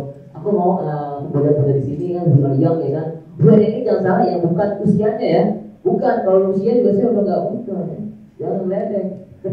So 35 anaknya 3 tua ya, malu dan tapi jiwanya ya, jiwa kita yang muda, bukan usia. Maksud saya gitu. Jadi tua muda di sini bukan soal usia, tapi soal jiwa. Nah, saya harapkan anak-anak muda di sini atau bunda-bunda sekalian saya cinta yang saya hormati dan juga para ayah di sini, mari kita interaktif di acara ini dan silakan pertanyaan dua dari akhwat satu, dari ikhwan satu, dari ikhwan satu sebutkan namanya dan asal dari tempat tinggalnya. Ya ikhwan, satu dulu ya, dulu ya. Oke, silakan.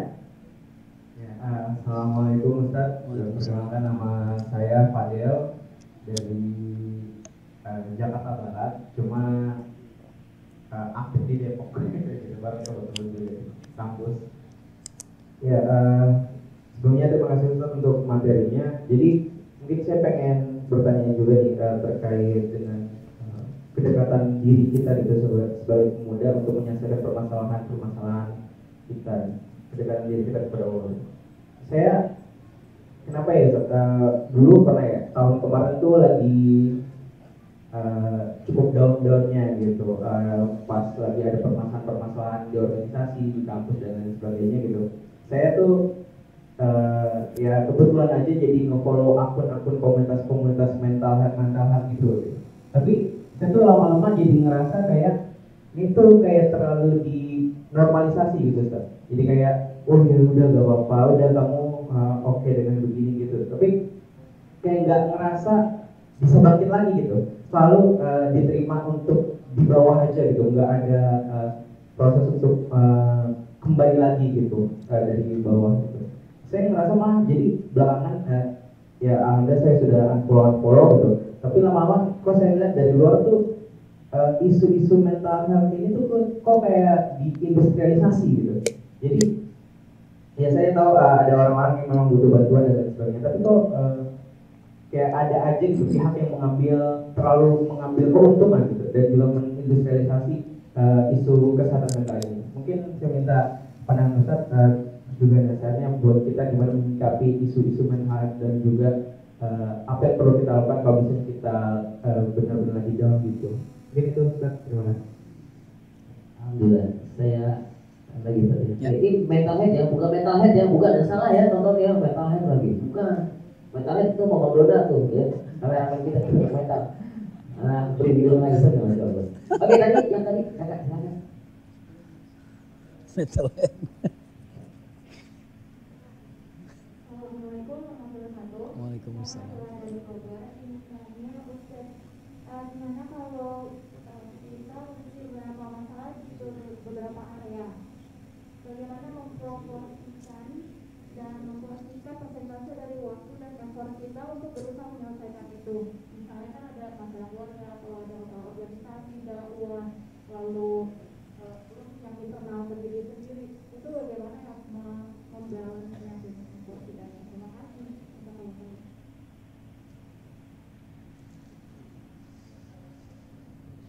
Baik, cukup dua kita langsung saja Bismillahirrahmanirrahim. Yang pertama soal mental health ya. Mental health ini kadang-kadang sekarang ini gara-gara diangkat terus dibahas gitu ya, akhirnya yang menjadi masalah tuh orang banyak self diagnosis gitu. Banyak yang mendiagnosa sendiri gitu ya. Tiba-tiba orang bilang gua bipolar atau dari mana gitu ya.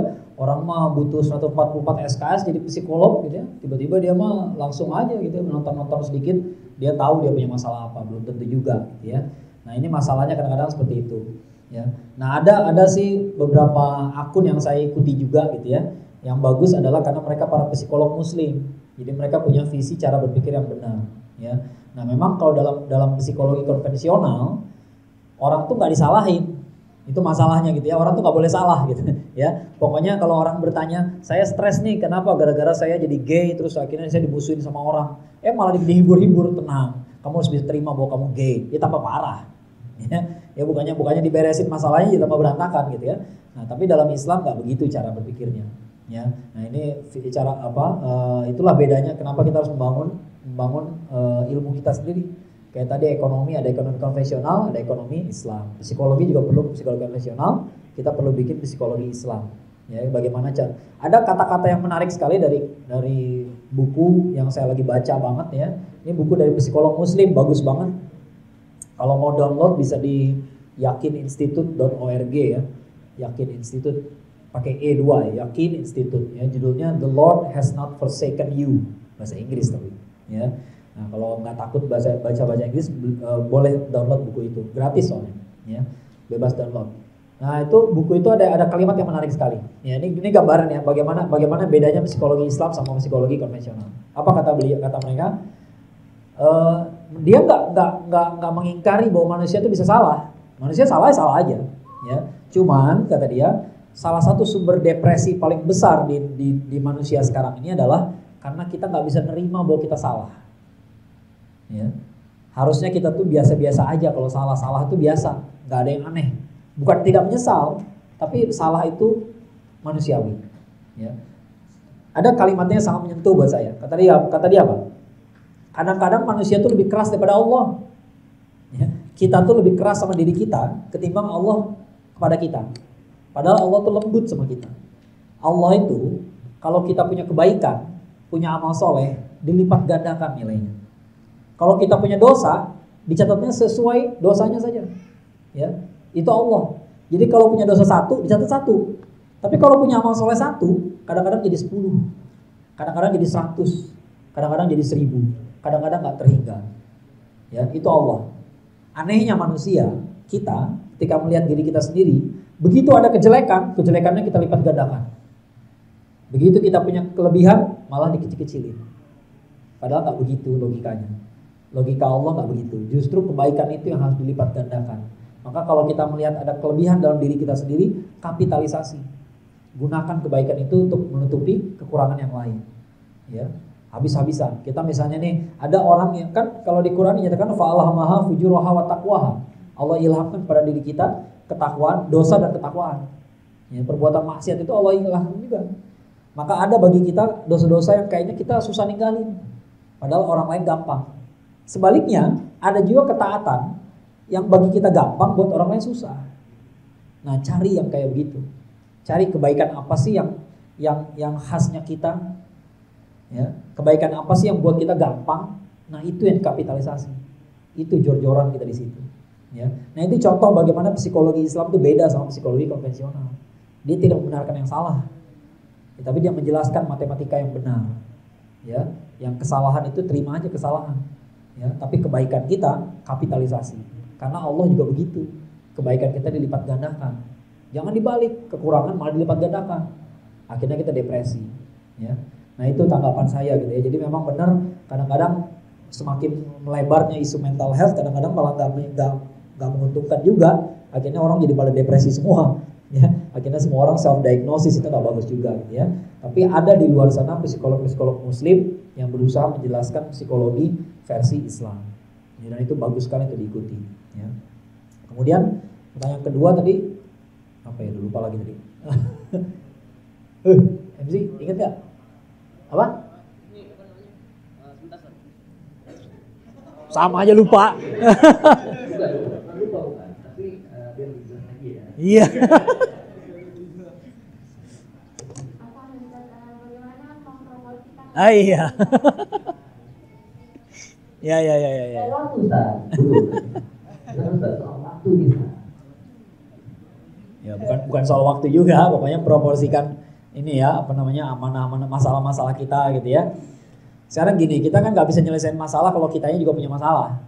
Ya, jadi memang yang paling utama itu adalah nyelesain masalah di jiwa kita. Itu dulu. Ya, kalau jiwa kita nggak punya masalah, kadang-kadang masalah-masalah yang banyak itu jadi mudah saja. Ya, jadi jiwa kita harus selesaiin dulu. Ya, bukan berarti jiwa kita harus nyaman dulu baru kita ngerjain yang lain, nggak begitu juga. Ya, tapi kira-kira jiwa kita punya masalah apa enggak? Kalau lagi punya masalah mau nggak mau itu dulu. Ya. Nah, ada satu pesan dari para psikolog Muslim yang tadi saya baca gitu ya. Kalau dalam hal ini psikolog Muslim sama psikolog konvensional kayaknya sepakat. Ya, mereka mengatakan jangan malu untuk minta kepada orang lain. Ya, minta maaf atau minta pemakluman gitu ya. Jangan malu untuk bilang bahwa saya butuh waktu untuk masalah saya. Ya, jangan malu begitu. Kenapa? Karena kalau dipaksakan nggak beres juga. Ya. Tapi kan nggak selalu kita punya masalah lalu sampai kita nggak bisa apa-ngapain kan. Kadang-kadang kita punya masalah tapi masih bisa lah kerjain yang lain. Ya. Nah prioritas yang lain itu bukan masalah ini masalah keluarga, itu masalah kerja, bukan itu pertanyaannya. Pertanyaannya adalah itu amanah kita atau bukan. Kalau amanah semuanya harus selesai. Ya, yang namanya hutang tuh semua harus selesai kan. Janji adalah hutang. It doesn't matter Anda berjanji sama siapa. Ya, tapi semuanya harus selesai. Nah, cuman kalau kita nggak bisa selesaiin sekarang, bilang ke orangnya, maaf saya lagi banyak masalah, bisa dimaklumi nggak? Bisa nggak ini dioper ke orang lain? Ya, nah kalau kita nggak ngomong apa-apa, nah itu yang masalah. Tandanya kita nggak amanah. Ya, kita nggak amanah. Kita punya masalah organisasi, kita punya masalah keluarga, kita punya masalah di lingkungan, kita punya masalah dengan jiwa kita sendiri. Ya, kalau memang nggak kehandle, harus ada omongan ya kepada yang lain supaya amanah ini bisa diambil sama orang lain. Jangan diem-diem aja tahu-tahu masalah organisasi berantakan. Ya, tahu-tahu organisasi berantakan gara-gara kita, nggak boleh. Ya, nggak boleh. Tapi kalau kita benar-benar nggak bisa handle, that's human. Itu manusia. Ya, bilang aja saya lagi punya masalah. Ya, tapi jangan gampang-gampangan juga ya. Saya lagi punya masalah, saya nggak bisa selesaikan masalah ini gitu ya. Masalah apa? Batuk-batuk. Ya elah. Ya, jangan kayak gitulah ya. Tiap kali ada masalah sedikit kita minta dispensasi, nggak boleh kayak begitu. Ya. Tapi kalau memang nggak kehandle, itu manusiawi. Itu manusiawi. Ya. Nah, jangan terlalu takut ya. Karena kita kalau kita nggak ngeberesin masalah jiwa kita sendiri, emang nggak bisa kita ngeberesin yang lain. Ya. Nah, satu aja pelajaran, mau ditambah lagi pertanyaan apa enggak? Enggak ya, saya tambahkan sedikit satu cerita ya. Kadang-kadang Allah tuh menguji manusia dengan ujian yang ini dari pengalaman hidup saya ya. Beberapa kali saya punya pengalaman hidup, saya punya masalah yang membuat saya menyerah. Tapi menyerahnya bukan dalam arti ya udah hancur-hancur aja lah, nggak gitu ya. Menyerah dalam arti saya udah nggak tahu solusinya apa. Ya. Nah justru ketika saya menyerah itu dalam arti menyerah kepada Allah gitu. Ya Allah saya nggak tahu solusinya apa, tolong bantu saya. Ya. Begitu kita sampai ke titik itu, ternyata Allah malah kasih solusinya. Ya, maka pelajaran yang saya tangkap adalah barangkali Allah memang ingin saya menyerah. Ya. Pernah pertimbangkan itu nggak? Kadang-kadang kita terlalu sombong dengan ikhtiar kita sendiri. Mungkin itu cara Allah menguji kita. Allah kasih kita masalah yang kita nggak punya solusinya. Begitu kita menyerah, malah diselesaikan masalahnya. Ya. Contoh masalah saya apa? Anak. Ya, dulu 5 tahun nikah nggak ada anak sama sekali. Kita bukan orang yang pengen menunda anak. Saya sama istri nggak pengen menunda anak. Kita nggak punya masalah, nggak jadi-jadi, ya nggak bisa-bisa juga. Padahal nggak punya masalah. Itu pelajaran bahwa memang anak itu udah pemberian dari Allah. Kalau Allah nggak kasih nggak dapet. Ya. Sampai akhirnya saya menyerah. Saya mengalami betul fase di mana saya tuh nggak mau ngumpul sama teman-teman. Takut ditanya, anak udah berapa? Ya karena saya kawin duluan. Yang lain belum kawin, saya udah kawin. Ya makanya ntar ditanya lagi, anaknya udah berapa? Kenapa belum punya anak? Nanya deh, kesel kan? Ya. Saya mengalami kayak begitu, benar-benar nggak mau saya kumpul sama teman. Tapi akhirnya saya sadar, memang kita kok jadi begitu ya? Kok jadi sombong sama Allah gitu ya? Harusnya kita pasrah sama Allah. Ya, maka solusi saya adalah saya kumpul lagi sama teman-teman. Begitu ada yang nanya, anak udah berapa? Jawabannya adalah doain ya. Ya, begitu ada yang pergi umroh nitip doa, naik haji nitip doa. Nggak dapat juga.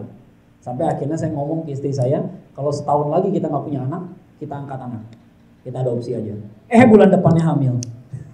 Jadi kesimpulan saya tuh Allah memang bikin statement itu dari saya gitu.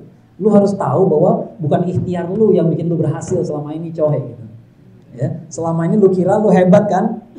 Coba nih sekarang ditahan. Hal itu yang menyebabkan surat Ad-Duha turun. Surat Ad-Duha itu turun karena Rasulullah SAW setiap kali ditanya sama orang musyrik muncul jawabannya. Ya tiba-tiba sekali waktu ditanya kata Rasulullah SAW, besok saya jawab. Besoknya nggak turun wahyu. Besoknya nggak turun wahyu lagi. Besoknya nggak turun wahyu. Pekan depan nggak turun wahyu. Sampai orang bilang, sampai ada perempuan datang ke rumah Rasulullah SAW teriak-teriak dari luar. Muhammad, udah tinggal sama setan lo ya. Jadi Allah tuh bilang setan gitu. Udah tinggal sama setan lo ya. Sampai kayak begitu. Ya, sampai akhirnya udah lama baru turun surat Ad-Duha. Ya. Artinya apa? Allah pengen ngasih lihat bahwa wahyu itu nggak turun karena permintaan kamu loh. Wahyu itu nggak turun berdasarkan jadwal kamu loh. Ya, Rasulullah SAW aja diingatkan begitu, apalagi kita. Ya, jadi jangan sampai ikhtiar membuat kita lupa bahwa ini pemberian Allah ya. Jangan sampai ketika kita berikhtiar kita lupa bertawakal. Dua-duanya sepaket. Doa, ikhtiar, tawakal itu sepaket semua. Nggak ada yang perlu tinggalin. Ya, ikhtiar, habis itu tinggalin kepada Allah. Ya, tawakal itu mewakilkan. Ya, nah kalau kita bisa kayak begitu itu luar biasa. Ya. Ada beberapa kali pengalaman dalam hidup saya kayak begitu. Betul-betul saya rasa Allah tuh pengen saya menyerah doang. Memang saya terlalu sombong sehingga harus digituin gitu barangkali gitu ya. Nah begitu menyerah, beres masalah tiba-tiba. Ya, ada aja solusi aneh pokoknya. Ya, kayaknya emang buat begitu gitu. Ya, sampai kita betul-betul menyerah, kita tahu bahwa kita tuh bisa bukan karena ikhtiar. Kita tuh bisa karena dibantu sama Allah Subhanahu wa taala. Ya, selama ini juga dibantu, tapi kita nggak sadar. Karena biasanya kita ikhtiar berhasil. Ya, suatu hari Allah bikin kita ikhtiar dan tidak berhasil. Ya. Nah, begitu kita udah tawakal, baru Allah kasih. Ya, ada pengalaman kayak gitu beberapa kali dalam hidup saya, bukan sekali. Ya, nggak sekali. Ya. Nah, jadi teman-teman nanti kalau punya masalah pertimbangkan hal seperti itu. Ya, dan ingat-ingat dalam hidup kita pengalaman macam-macam seperti saya bilang tadi, jangan ingat diujinya doang, ingat bahwa Allah tolong kita. Jadi nanti begitu ada masalah lagi, jangan takut. Jangan kayak Bani Israel di mana Nabi Musa alaihissalam. Ya, udah diberesin Firaun tenggelam di lautan gitu ya. Begitu sampai ketemu kaum berikutnya, fadhab anta wa rabbuka faqatila. Ngomongnya gitu ke Nabi Musa, pergilah engkau bersama Tuhan kamu, berperanglah sana. Lah, ya, kok takut sama masalah berikutnya? Kemarin masalahnya Firaun ditenggelamin tuh. Ya. Nah, dia nggak ingat yang kayak begitu. Dia lupa kemarin ditolong sama Allah. Kalau kemarin ditolong, besok juga ditolong lagi insyaallah. Ya. Nah, kadang-kadang kita nggak lupa mengingat, ya. Kita lupa mengenang. Ya, mengenang bahwa Allah sudah nolong kita berkali-kali. Ya. Nah, mudah-mudahan obrolan kita pada sore hari ini membuat teman-teman jadi lebih percaya diri gitu ya. Seperti saya bilang tadi, umat ini butuh anak-anak muda yang mau berpikir kritis gitu ya, mau berpikir kritis. Apakah kita harus begini terus? Ya, apa nggak bisa kita lebih bagus dari ini? Ya, cobalah pikirkan itu dan mudah-mudahan teman-teman semua pulang membawa pengaruh bagi orang lain. Ya, jangan cuma diri sendiri. Assalamualaikum warahmatullahi wabarakatuh.